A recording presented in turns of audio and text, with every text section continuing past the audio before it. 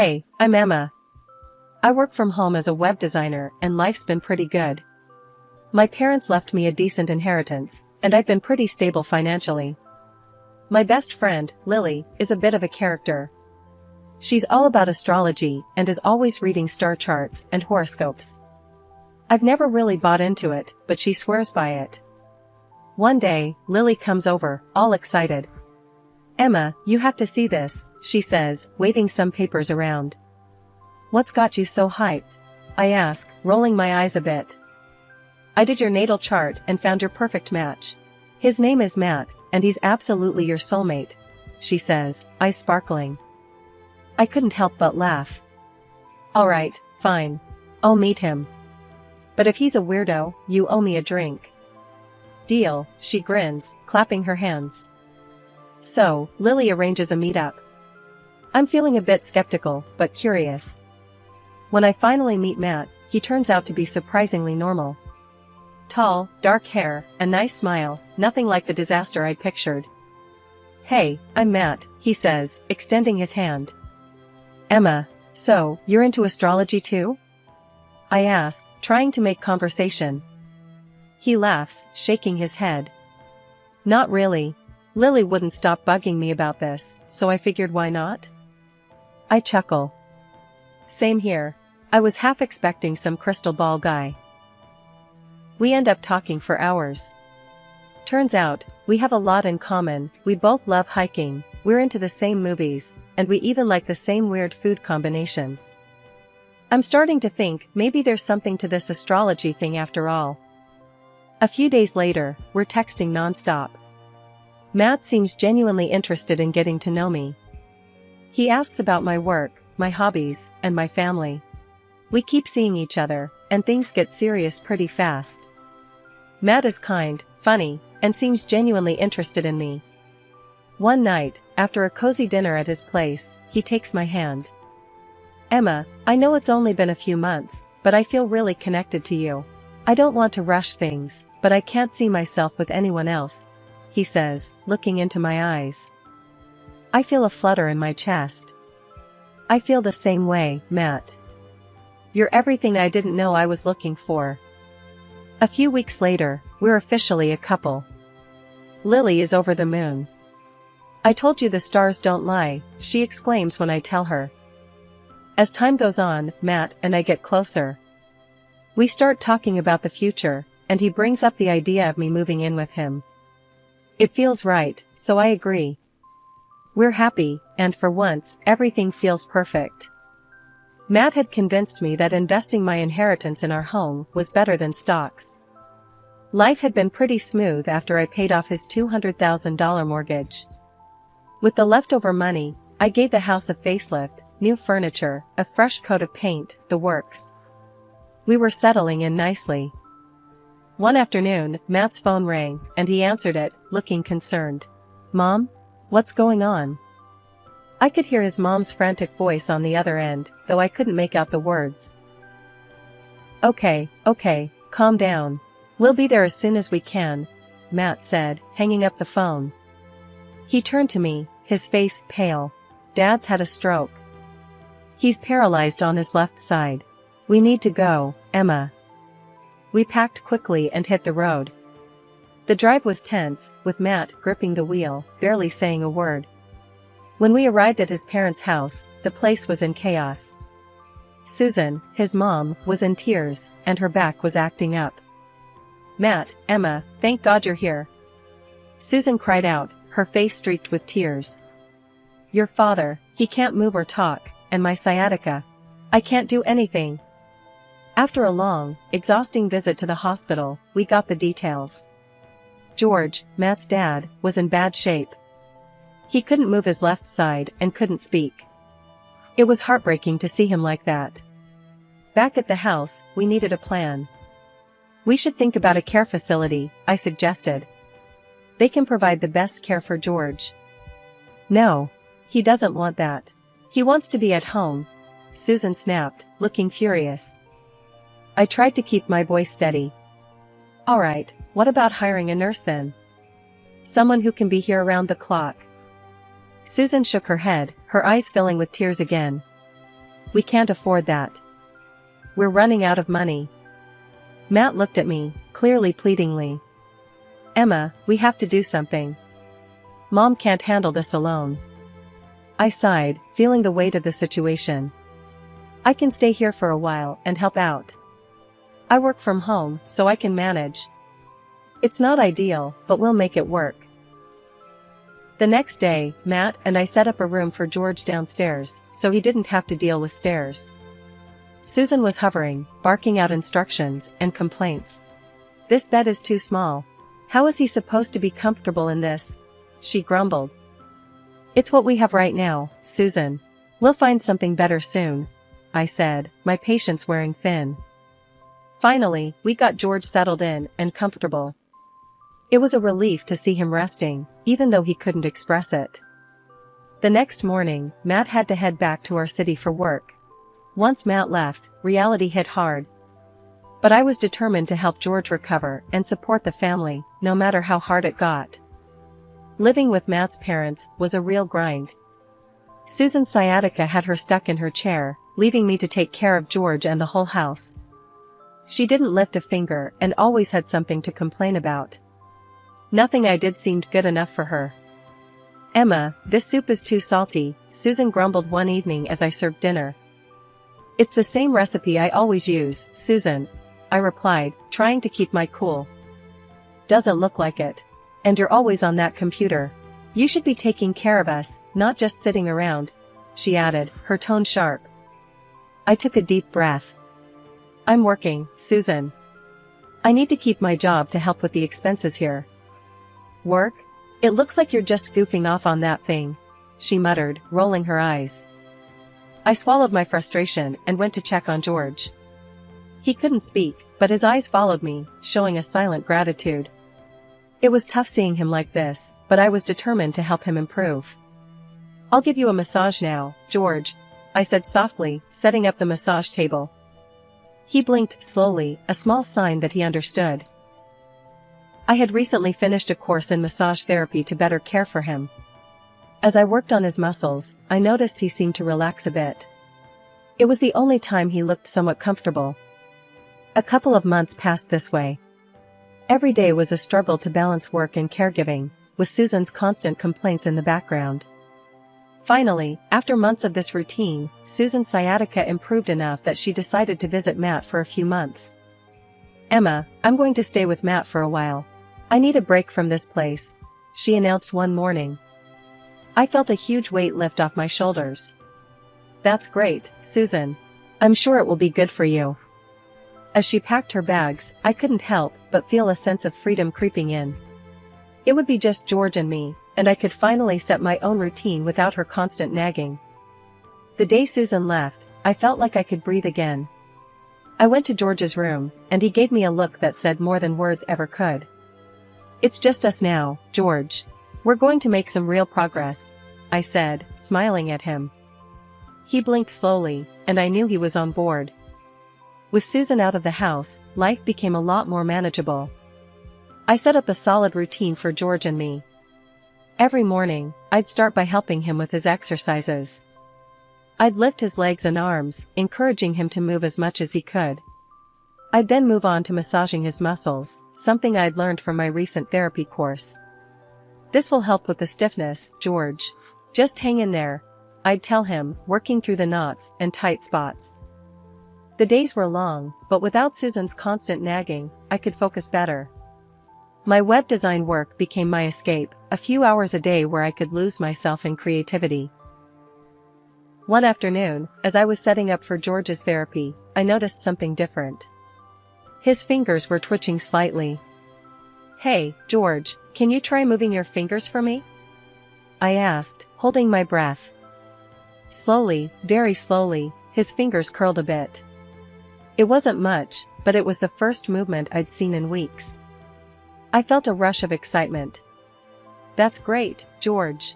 Keep going, just like that, I encouraged him. His eyes lit up with a spark of hope.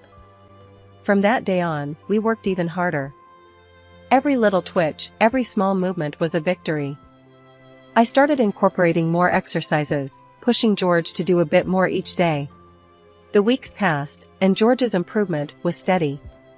One day, as I was helping him stand, he managed to take a step with some support. "Look at you, George. You're walking," I exclaimed, almost jumping with joy. Our daily routines became more rigorous. We'd walk a few steps every day, and George's confidence grew with each one. His strength was returning, slowly but surely. One evening, after a particularly good session, I decided to sit down and have a chat with him. "George, you're really making amazing progress. How are you feeling about all this?" I asked, sitting next to him. He took a deep breath and managed to say, "Better, thanks, Emma." Hearing him speak, even if just a few words, was like music to my ears. "You're welcome, George. We're a team, and we're going to get through this together," I replied, feeling a lump in my throat. As the months rolled on, George continued to improve. He was now able to move around the room with some assistance, and could feed himself with a bit of help. Our bond grew stronger through this journey. We shared more conversations, even if they were simple and slow. "George, you're really a fighter. I'm so proud of you," I said one morning as we sat in the garden, enjoying the fresh air. "Couldn't do it without you," he replied, his words clearer than before. We both sat there, enjoying the moment. It felt good to see him reclaiming parts of his life that had seemed lost forever. His spirit was strong, and his determination was inspiring. Over time, George and I grew very close. He started calling me his daughter, which warmed my heart. One day, we were sitting in the garden, enjoying the sunshine, when I decided to ask something that had been on my mind. "George, why didn't you want to go to a nursing home when you got sick?" I asked gently, looking into his eyes. He looked surprised. "Never said no," he replied slowly. "Saved money for good place." I was taken aback. "But Susan said you didn't want to go, and that there wasn't any money for it." George frowned, a serious look crossing his face.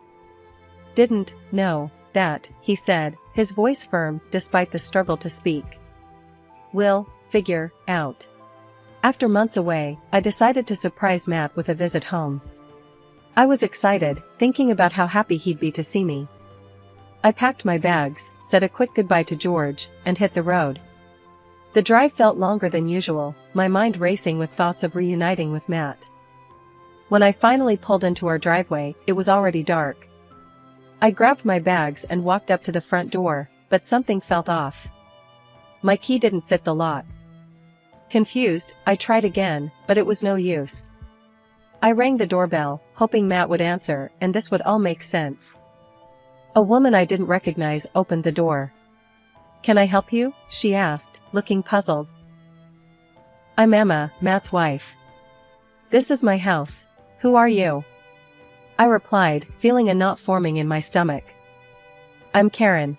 This house was sold a couple of months ago. I'm just here to keep an eye on it," she shot back. My mind went blank for a second. "Sold? That's impossible. This is my home." "I'm sorry, but it's not anymore," she said, looking genuinely sorry. I fumbled for my phone, my hands trembling. I dialed Matt's number, my heart racing. He answered on the third ring. "Hey, Emma. What's up?" he said, his voice sounding oddly calm. "Matt, I'm at our house, and some woman says it's been sold."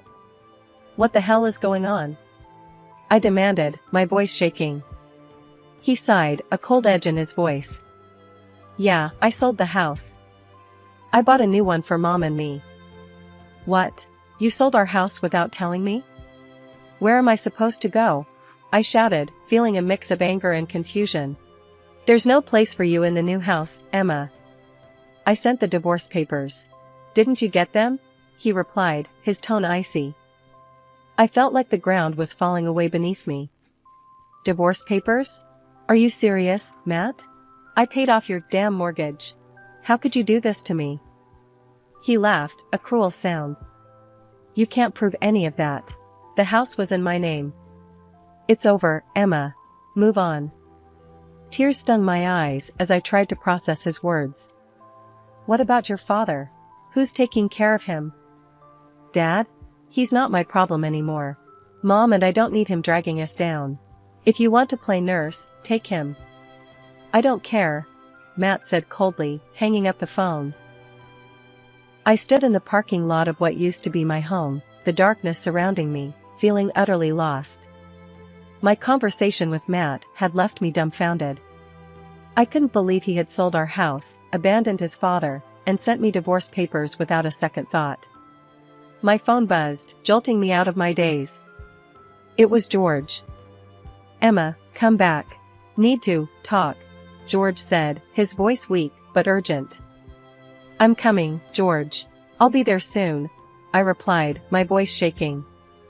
I got into my car and drove through the night, my mind a whirlwind of anger, sadness, and confusion. By the time I reached George's place, it was early morning. Exhausted, I walked through the door and saw George waiting for me, his eyes filled with concern. George, I don't know what to do, I stammered, feeling the tears welling up.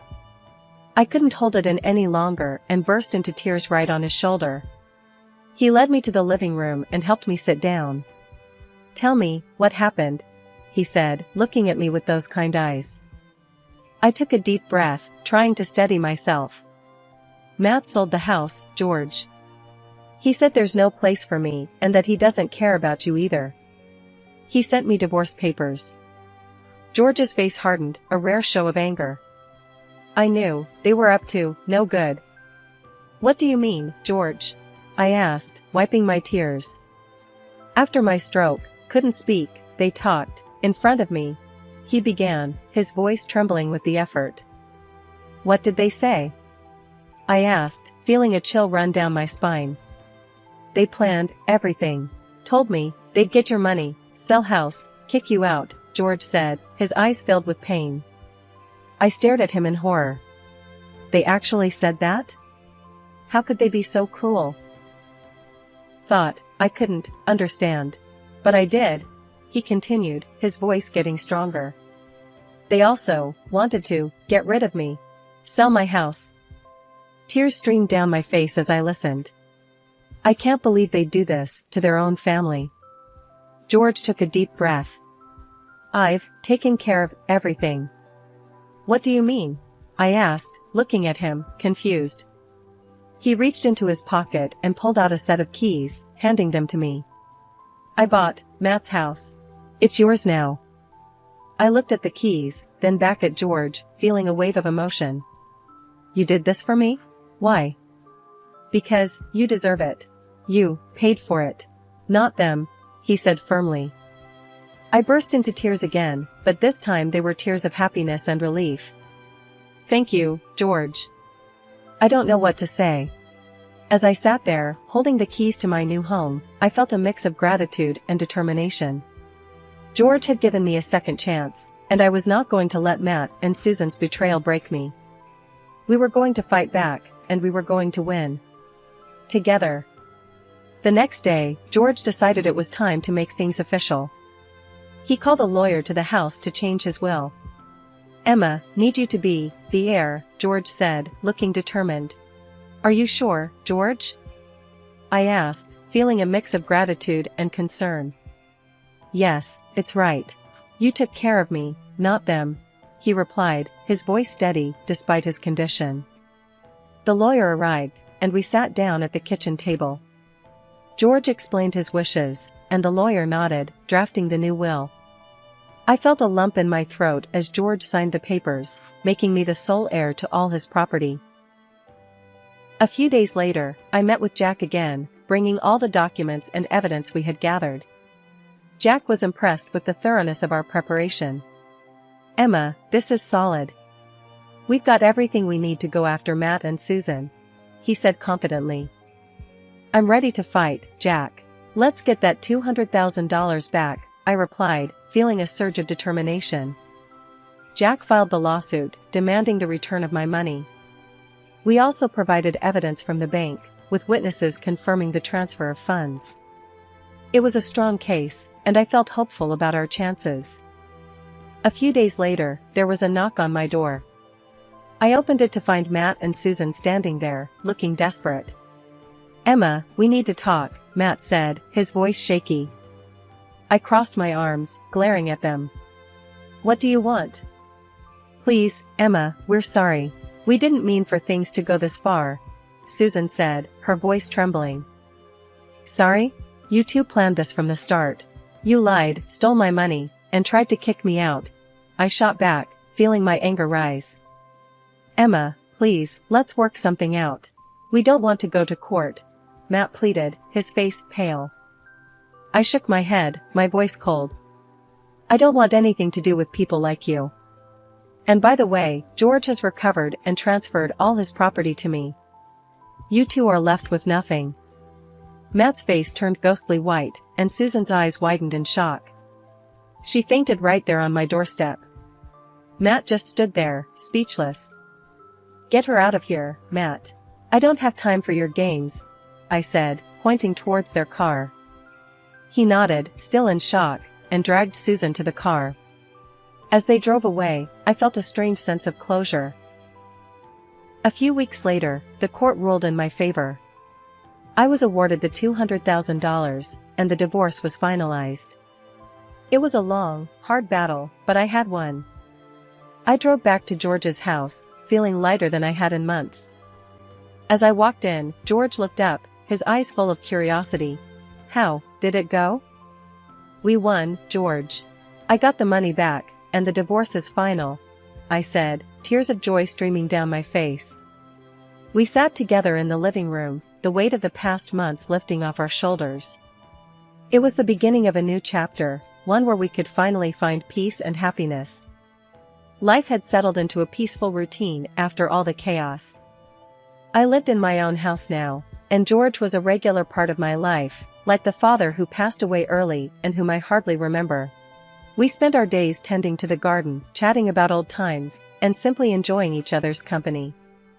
It was nice to have this calm after the storm. One sunny afternoon, as I was sipping coffee on the porch, my phone rang. It was Lily, my astrologer friend, who had introduced me to Matt. "Hey, Emma. You won't believe what I found in your chart this time." Lily's voice was bubbling with excitement. I chuckled, already guessing where this was headed. "Oh boy, what is it now, Lily?" "You've got a new love coming your way. He's perfect for you, even better than the last one. The stars don't lie," she said, practically squealing with joy. I burst out laughing, shaking my head. "Lily, after everything that happened, I think I've had my fill of horoscope-based romances. But Emma, this one is different. The alignment is just right. You've got to trust me on this," she insisted.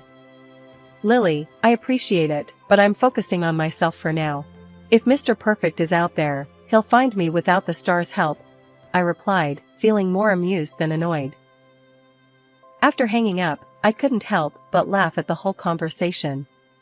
Despite everything, Lily's enthusiasm was infectious. But I knew I was in no rush to jump into anything new.